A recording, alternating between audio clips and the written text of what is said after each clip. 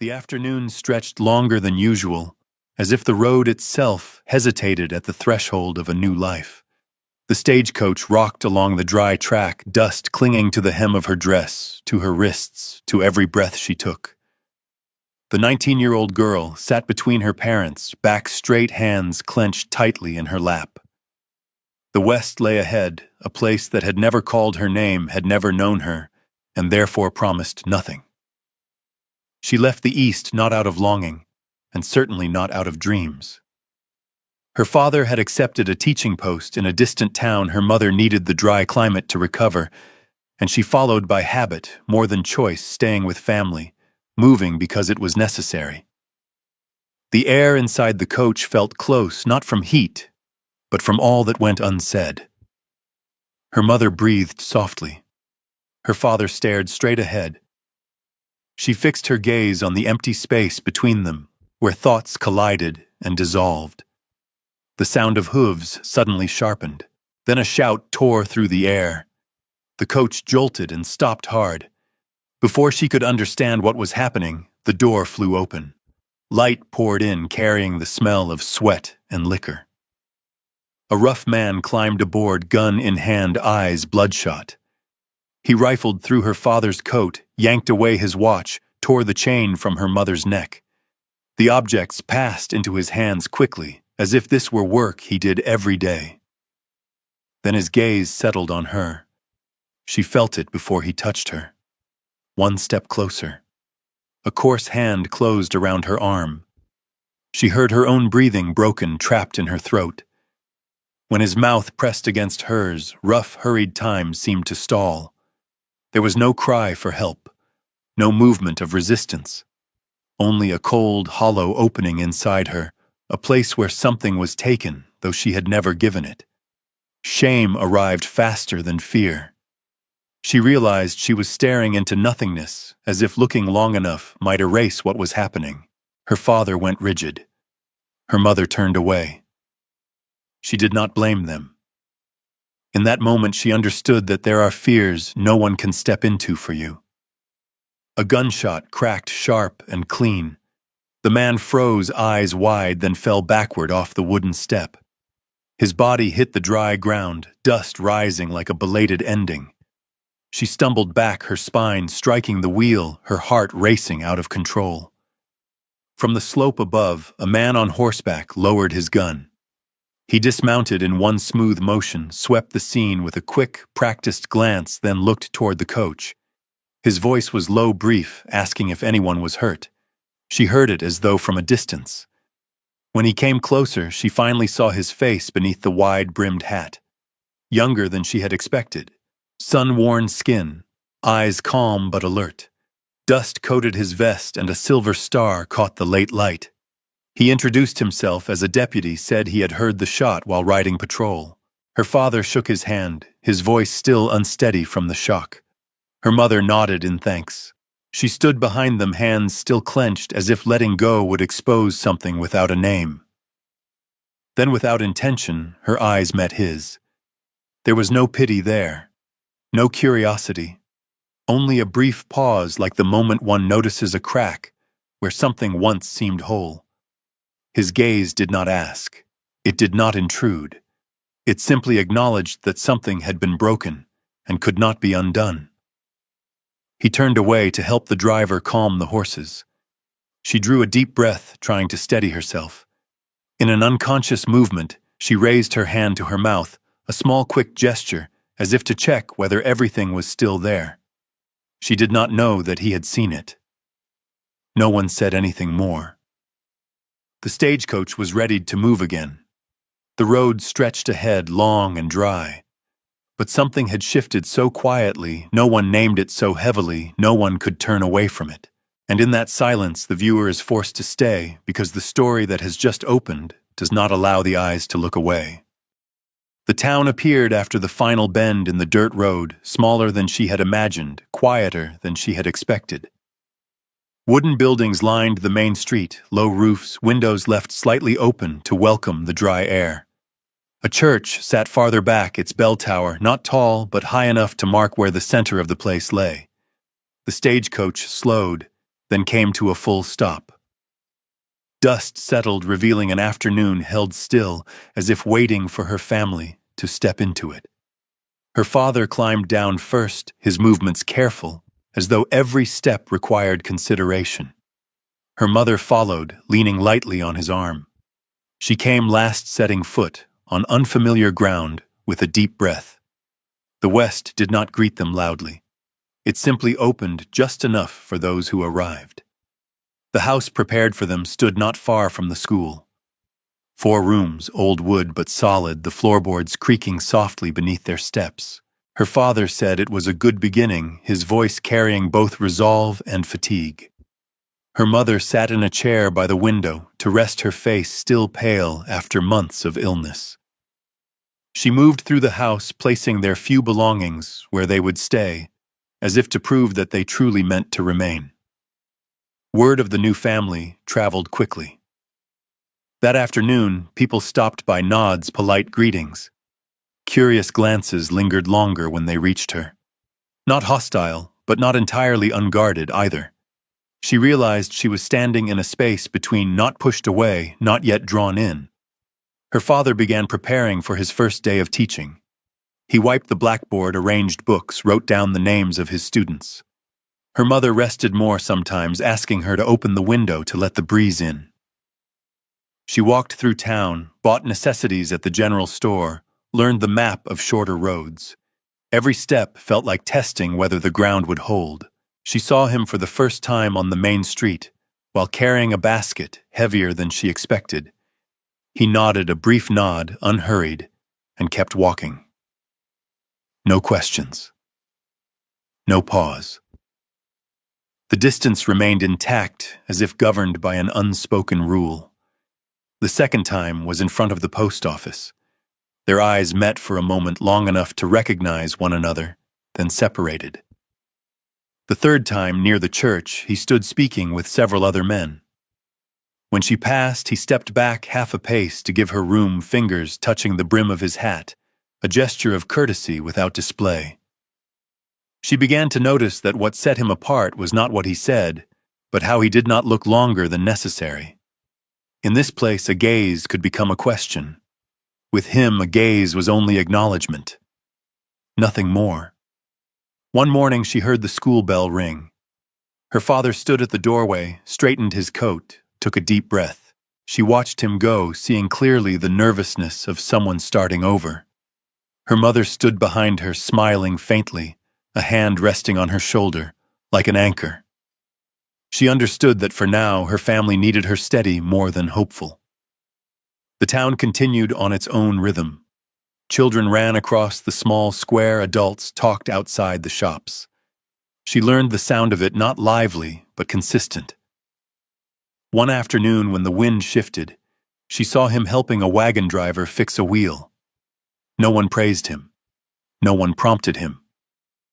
When it was done, he wiped his hands on his vest and stood still for a moment, looking down the road.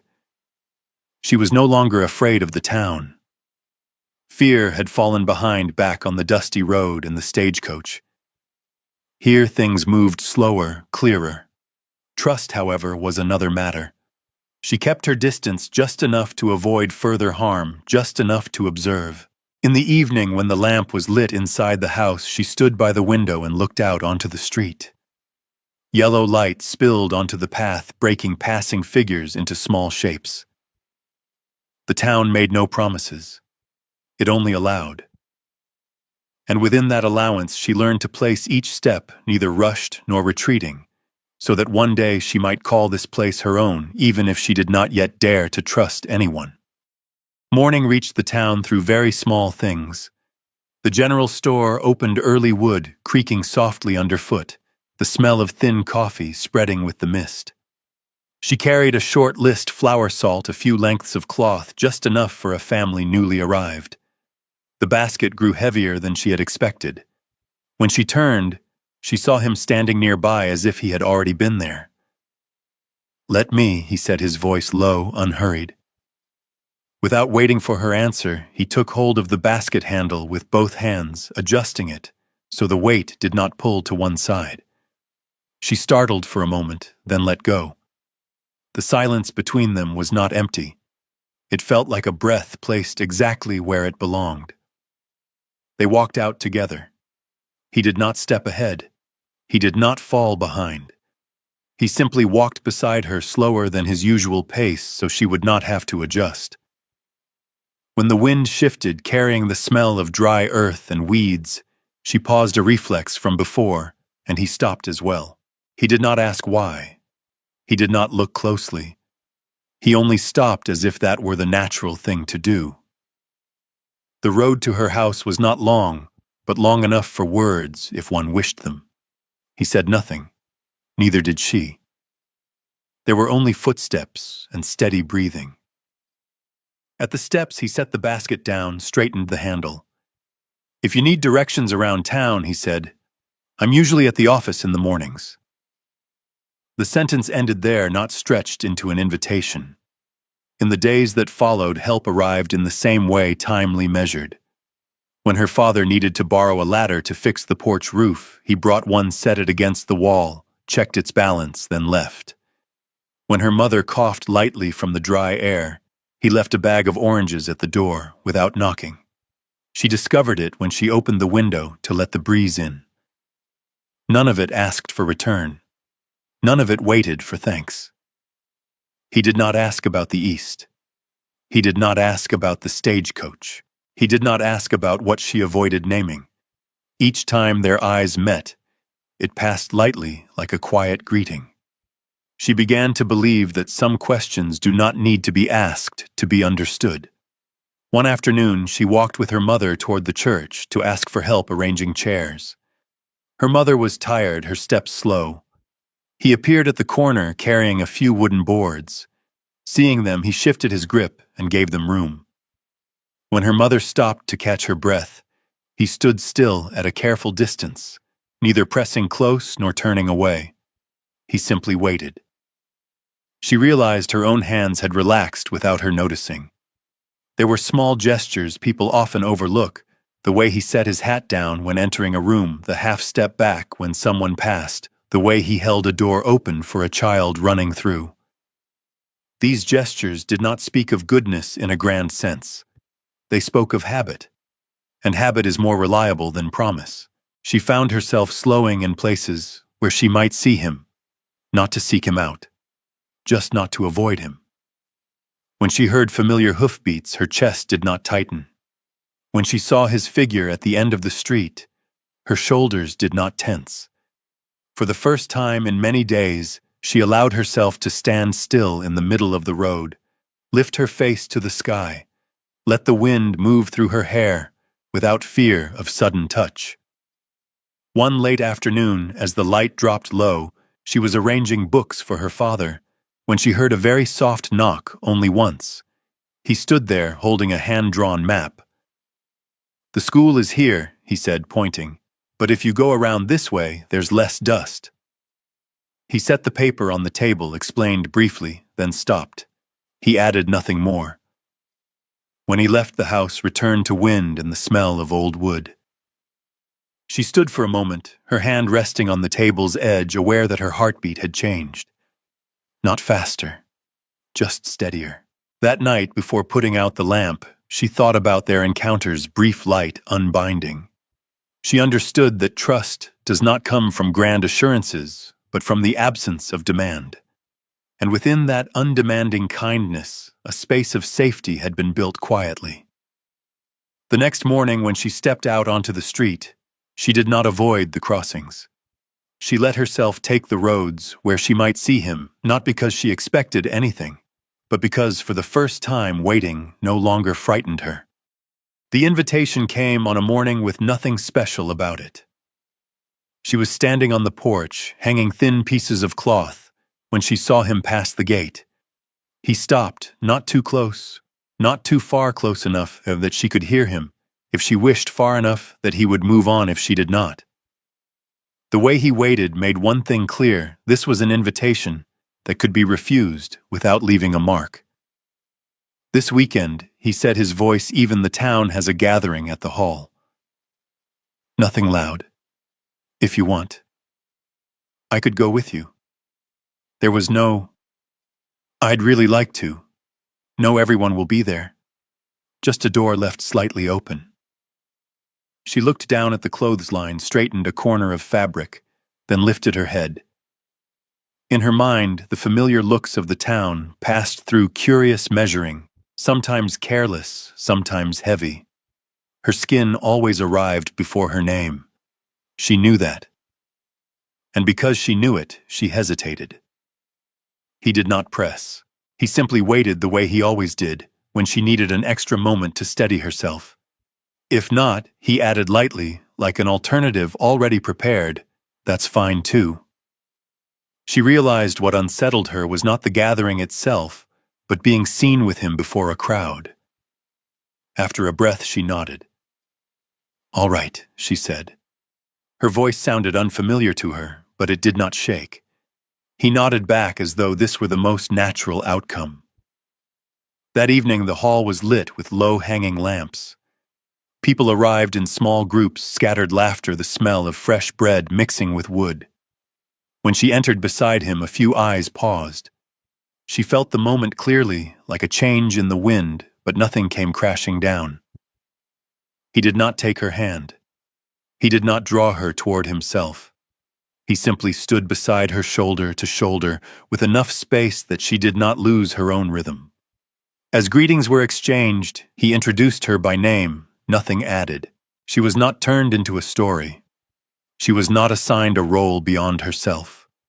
When the crowd thickened, he placed his hand lightly at her back, just a brief point of contact, enough to guide, enough to signal I am here. No one else needed to see it, but she did. Someone asked after her parents. Someone praised the bread. Someone looked longer than necessary, then turned away. She listened, answered, smiled when required. The difference was this: her back did not fold inward.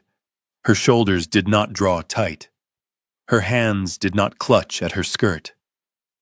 Beside him, she did not have to make herself smaller to fit the room. Music began, not lively, just enough to fill the quiet. He asked if she wanted to sit. She nodded. They chose a bench along the wall, a place where they could observe without being surrounded. He angled himself slightly toward her, a small but consistent habit. When someone passed close, he shifted his chair so she would not be brushed unexpectedly. These things happened without comment, without explanation. She looked around for the first time, not to guess who was watching her, but to see the town itself and to realize that this place as it was could hold her without requiring her to disappear. That feeling did not come from kind looks, but from the steady presence beside her. As the gathering drew to a close, they stood at the same time. Near the exit, yellow light fell at an angle, stretching shadows long. She turned to him. Their eyes met longer than usual, not because anything needed to be said, but because something had been confirmed. That she could enter a crowded room without bracing herself. That he could be there without making a declaration. Outside, the air was cool. He opened the door for her, then stepped back half a pace. She went first, aware that the space behind her remained open. When they parted at the corner, he wished her good night. She replied, her voice calm. On the walk home, she thought about that moment of shared gaze longer than usual, long enough for both of them to understand that some invitations, when they carry no pressure, open doors people are willing to walk through. The afternoon lowered itself slowly, sunlight slanting across the porch in thin, stretched lines. Dry wind moved gently, carrying the scent of wood and weeds. She sat on the step, both hands resting on her knees, looking down the road, as if it might speak for her. He arrived without sound, not by intention, but because his steps were always that way, light enough not to startle anyone. They sat with a measured distance between them. Neither hurried to speak.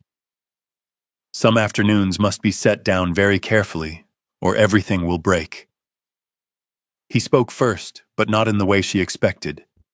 That day he said, his voice low, not calling back images, only naming a point in time on the stagecoach, when what happened was not something you chose. Then he stopped. Not to avoid it, but to give her the choice of whether to go on. She stayed listening. I've thought about it for a long time. He continued, his eyes not meeting hers, as if letting the words stand on their own without pressing on her. Not out of curiosity, because I didn't want to pretend it never happened. She felt her throat tighten. For a long time, no one had mentioned it without making her shrink. But now the shrinking did not come. Only a weight lay still inside her, waiting to be set down. She took a breath, letting it find its way. I was very afraid. The words came simply, without detail, without explanation. They were enough. He nodded almost imperceptibly. I know.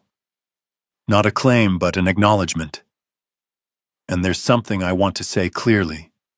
He turned toward her, then meeting her eyes, his gaze without demand. A kiss is never something that can be taken. It can only be given when the one who gives it wants to. She looked down at her hands. Her fingers had stopped trembling without her noticing. I'm not sure I know how... The sentence trailed off. She did not need to finish it for him to understand. You don't need to know how, he said. Only to want to. And if you don't, then you don't. He did not move closer. He did not test the distance. He asked the way one asks before a door. If you allow it, he said. I ask. Ask. The word settled on the porch light, but unmistakable. She realized her heart was not racing. It was still as if it had been waiting for exactly this question. She lifted her head. She nodded. He leaned in just slightly, only enough for the distance to close by consent. His hand did not search, did not claim. His mouth touched hers the way one touches a fragile promise. Not long, not deep, just enough to say, this is your choice and I respect it. When he drew back, she realized tears had fallen. Not rushing, not choking, just drops slipping down warm. She raised a hand to her face, surprised, as if her body had done something she had never been permitted before. I'm sorry, he said immediately, stepping back another half pace as though the space itself might protect her. No, she cut in, her voice rough but steady. Don't apologize. She wiped her tears, drew in a deep breath. I've never been asked. That sentence opened another silence, deeper, calmer. He did not touch her again. He simply stayed there, letting her place herself back into the space that had just been returned to her. The sun slid lower. The porch shadows lengthened. She felt something strange and unmistakable. The old fear had not vanished, but it no longer occupied the room. Like something once snatched from her hands, now set back carefully in its proper place. Thank you, she said at last. Not for the kiss, for the question. He nodded, standing, as the light thinned. You can say, stop at any time, he reminded her, not as a condition, but as a right. Then he put on his hat and stepped back, leaving her a clear path of her own. When he walked away, the porch was still there, the wind still moving, the afternoon still passing. But she knew clearly that a boundary had just been redrawn, not by fear, but by choice. And within that choice, she was no longer standing alone. The scarf was finished on a very quiet evening. She sat at the table, the oil lamp burning low, each stitch passing through the yarn, with a patience she herself had not expected. The color was muted, not bright, warm enough for nights when the wind returned. She did not think much as she worked, only kept her hands busy, let her thoughts settle. When she tied the final knot, she laid the scarf across her palms and felt its balanced weight, like words that did not need to be spoken. That night, the sky was clear, the moon thin. She put on her coat, took the scarf, and stepped outside. There was no long plan, just a simple thought. She wanted to give it to him. The road was familiar, the lamps few. Her steps were steady, neither hurried nor uncertain. When she reached his door, she knocked very softly once. He opened it, surprise flickering briefly before fading. "Come in," he said, stepping back half a pace to make room. The room was lit just enough, smelling of wood and stove smoke. She held the scarf out, as if offering an ordinary thing. "I made it," she said simply. "For you." He took it slowly. "Thank you," he replied, then paused. He did not put it on right away, as if there were something else to ask that did not yet need words. She stepped closer, took both ends of the scarf, and gently looped it around his neck. The yarn brushed his shirt, his skin. In that moment, the room seemed to still. He lifted his hand and held her wrist, not pulling, not tightening, only keeping time suspended for another breath. Their eyes met longer than before. She felt heat rise to her face and lowered her gaze by old habit. He released her wrist very slowly, then spoke softly as one asks before a threshold. "If it's all right, I ask." He did not say what he asked for. She understood. She looked up. She nodded. The kiss came lightly like an answer. Not rushed, not pressing. Just lips meeting lips enough for their breathing to find one another. She heard her own heart steady, not racing, deep and calm. His hand rested at her back, stopping when she needed it to stop. Every movement left space for her to choose whether to continue. She chose to continue. No promises were spoken. No gesture crossed beyond what she wanted. She felt every boundary clearly, and the strange thing was that those boundaries did not make her draw inward. They gave her ground to stand on. When she stepped closer, it was her step. When she paused, he paused. Their breathing settled together, their heartbeats slowing, like two currents finding the same level. She did not give herself out of fear of losing him. She gave herself because she wanted to remain in this moment, because she trusted that she was seen and waited for. Closeness did not arrive like a wave. It came like lamplight, turned up slowly, warm enough to see clearly, gentle enough not to throw anyone off balance. Afterward, they sat side by side for a while without speaking. He set the scarf back around his neck, straightening it. She rested her head against his shoulder, feeling warmth become familiar. When he stood to lower the lamp, the room fell into softer light. He asked quietly, "Are you all right?" She nodded, words unnecessary. The night moved slowly. She slept peacefully in his arms, asleep without vigilance, without waking, when the wind shifted. For the first time, her body did not stay alert to guard itself. It trusted. And within that trust, the knitted scarf lay between them like a small marker. Some things are given not because of lack, but because there is enough. Morning arrived sooner than she expected. Light slipped through the curtain and stretched across the wooden floor in thin lines. She woke into a quiet that felt both familiar and new familiar, because of this house new, because her body carried none of its usual tension. Then the memory of the night before returned, not crashing down, only settling gently in her chest, with a question, would anything be different now? She was afraid. Not of him, that much she knew.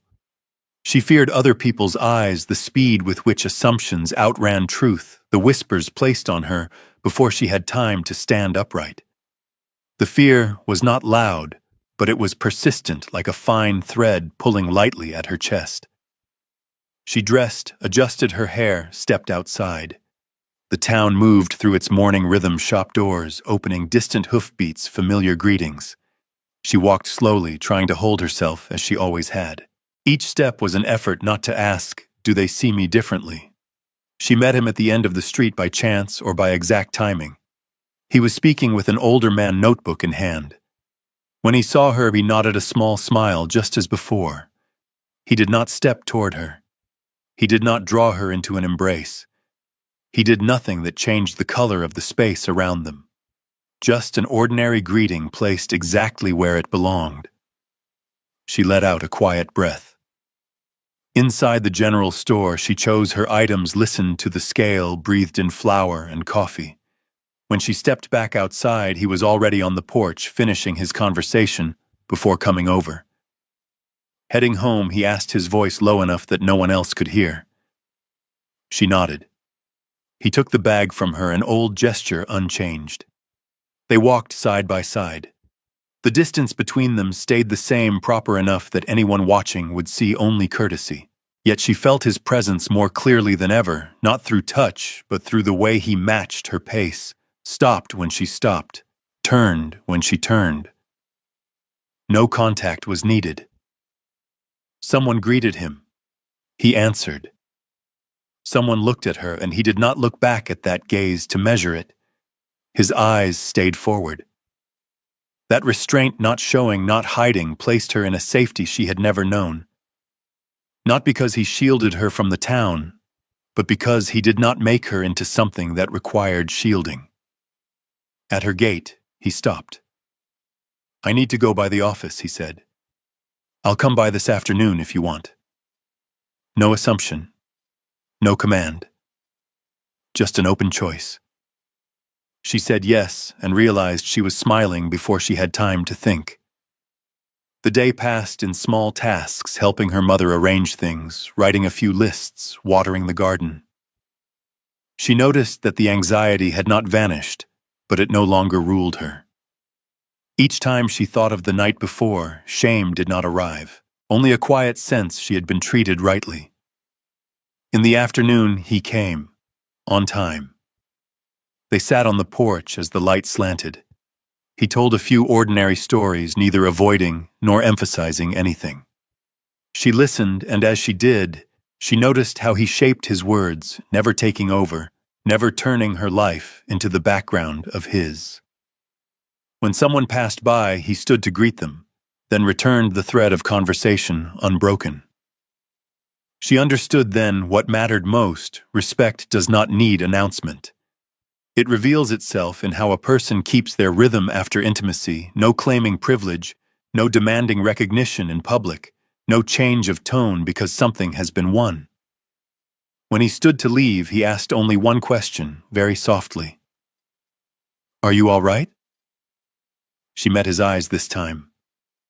"I am," she said, and realized it was true.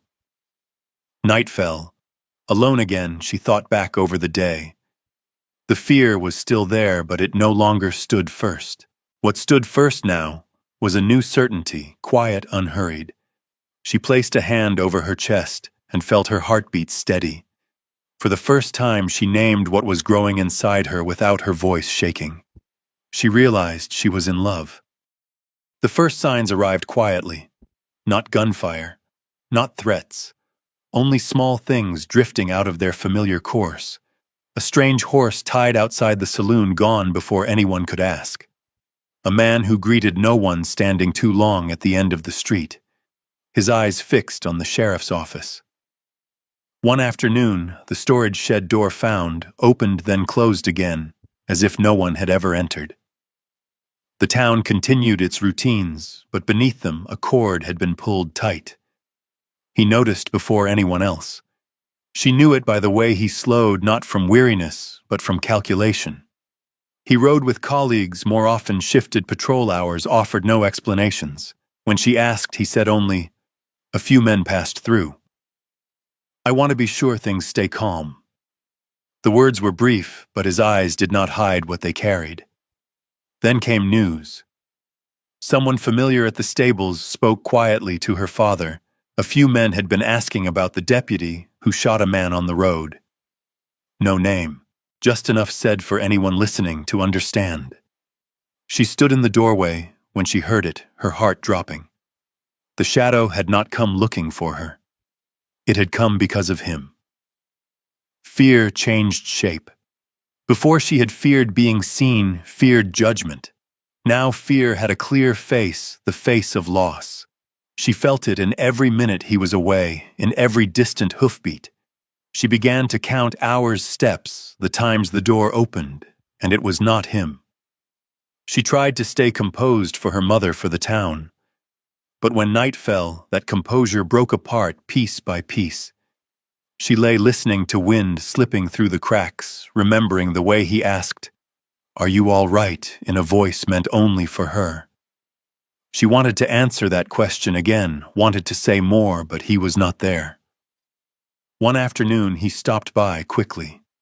He did not sit on the porch. He did not tell stories. He stood in the doorway, as if time itself had tightened. "If anything feels off," he said, "stay inside. Lock the door. Don't go out alone."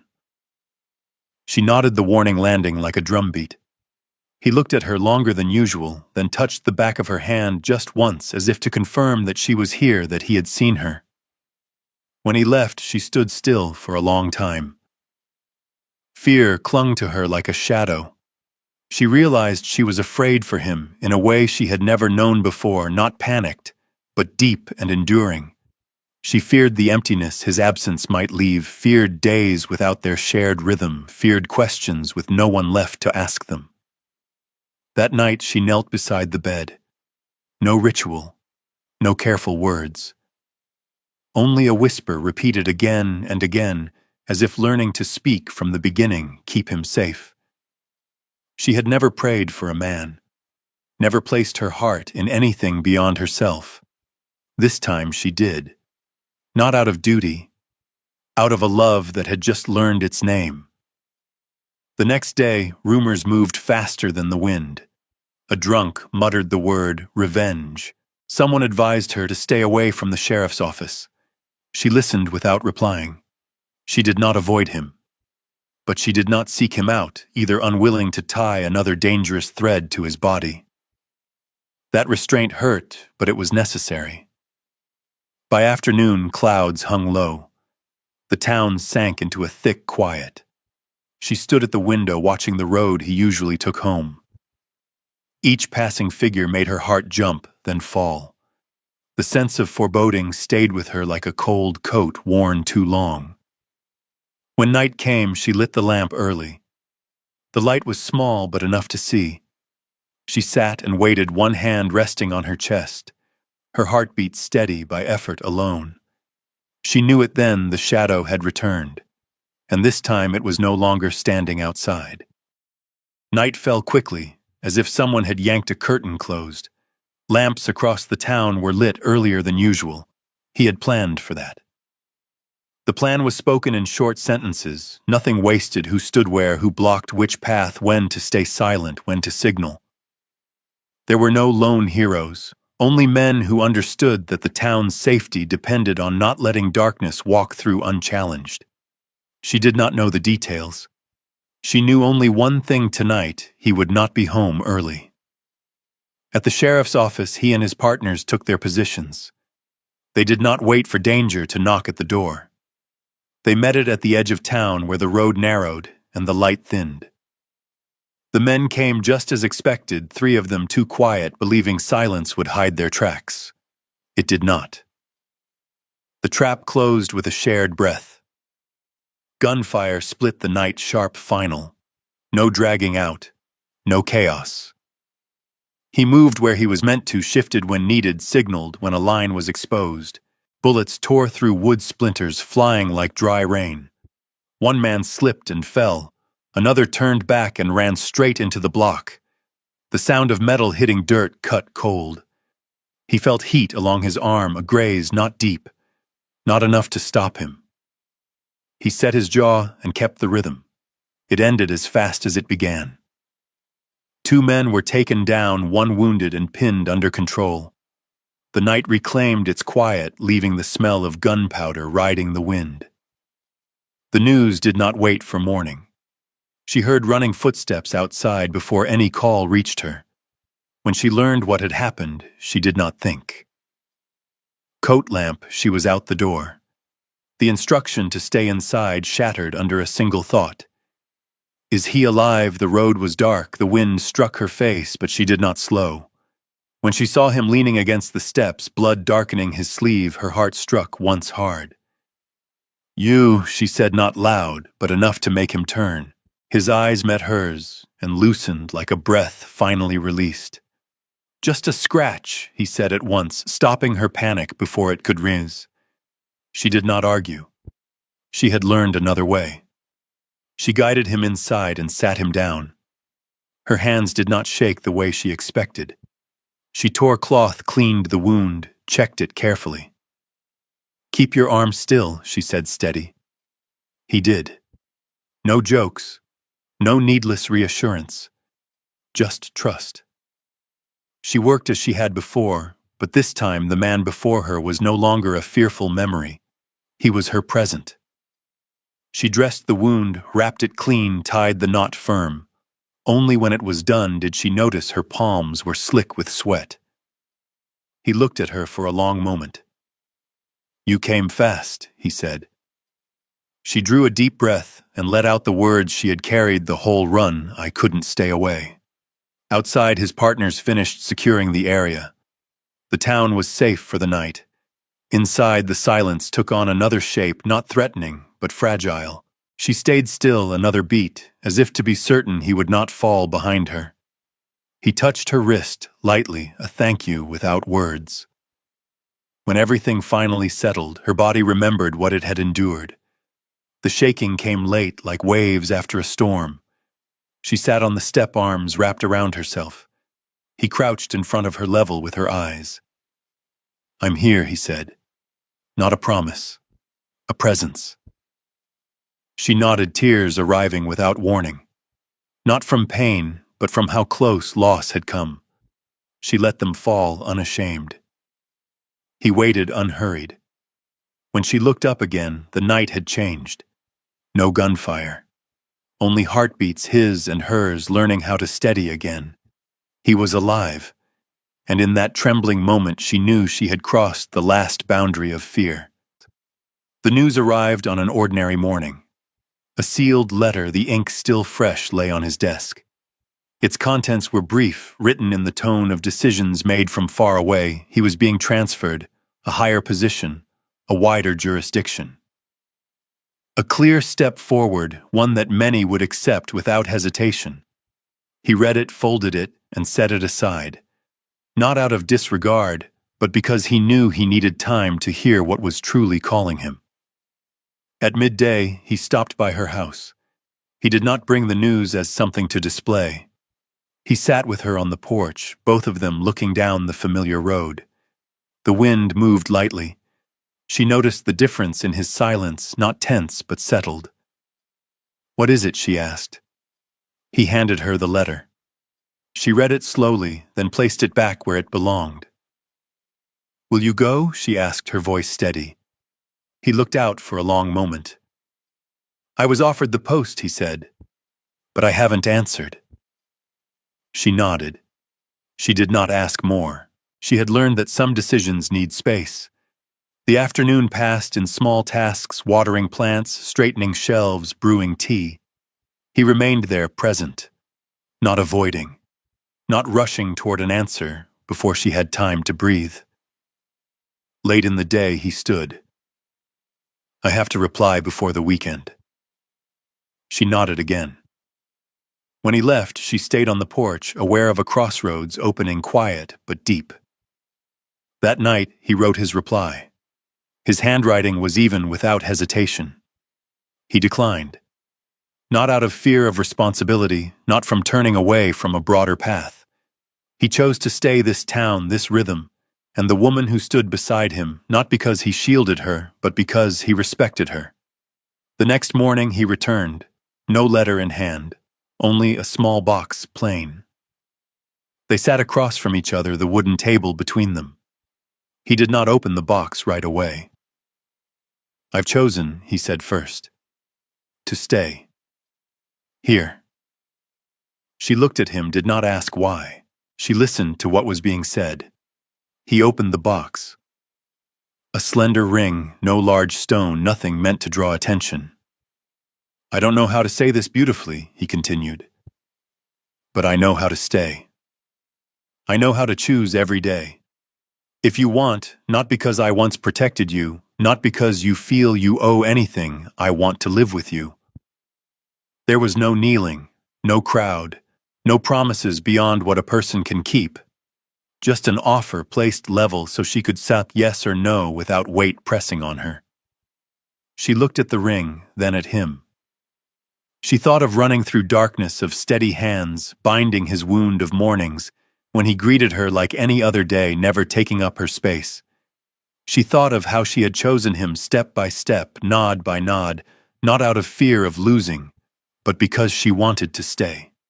"I accept," she said, not hurried, not raised, "because I want to live with you." He let out a breath, as if setting down something heavy he had not realized he was carrying. He placed the ring in her hand slowly. When it rested there, they sat in silence for a moment, long enough for the instant to settle into truth. They did not speak of a wedding yet. They did not sketch a distant future in detail. They simply sat together, drinking tea that had gone cold, watching the light change. Outside, the town remained the same. Inside, a new chapter had opened, not with applause, but with choice. When he stood to leave, she walked him to the step. He paused, touched her hand lightly, a habit that had become enough. "Thank you," he said. She shook her head. "There's no need." The door closed behind him, not to shut anything out, but to keep still what had just been chosen. She stood alone, looking at the ring on her hand.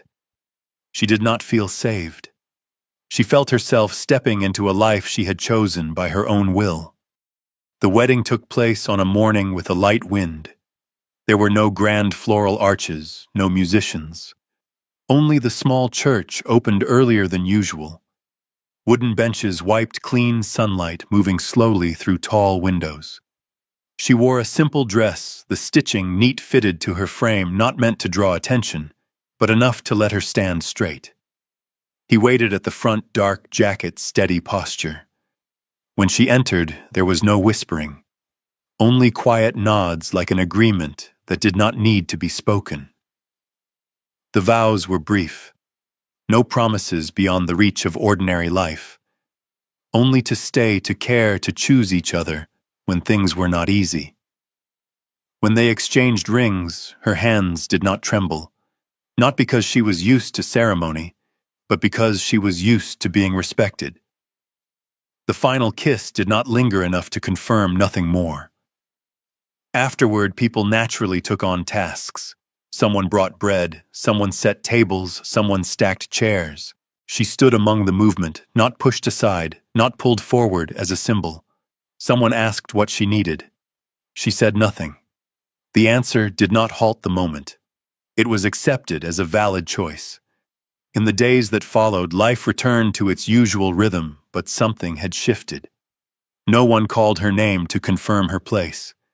Her place arrived through work. She began helping at the clinic, changing bandages, keeping records, boiling water. No loud praise. Only that when help was needed, they called her first. At the school, she assisted in class reading with the children, helping those who fell behind catch up. At gatherings, she stayed in the background, doing what needed to be done. Her presence slowly became a given.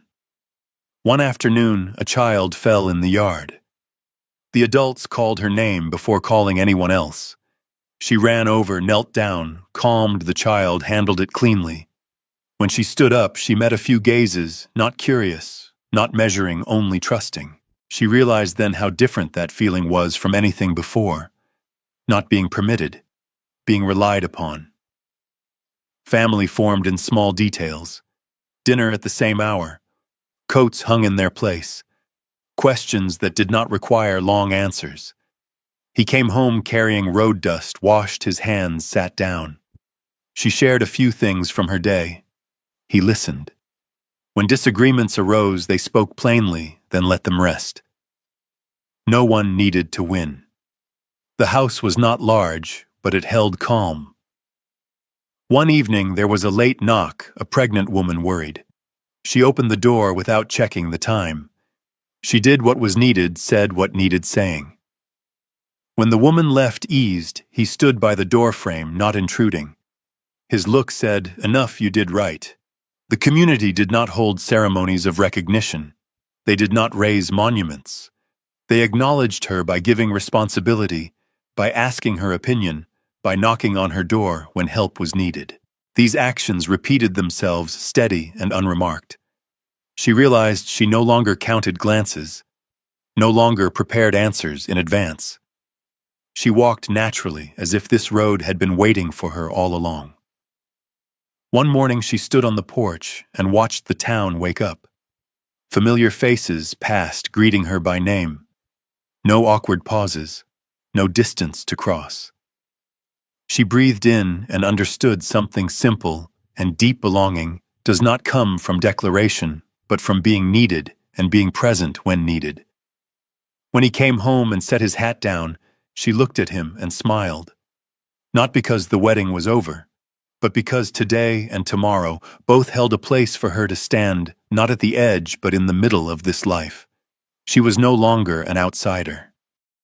Many years passed, and the house did not change as much as people might have expected.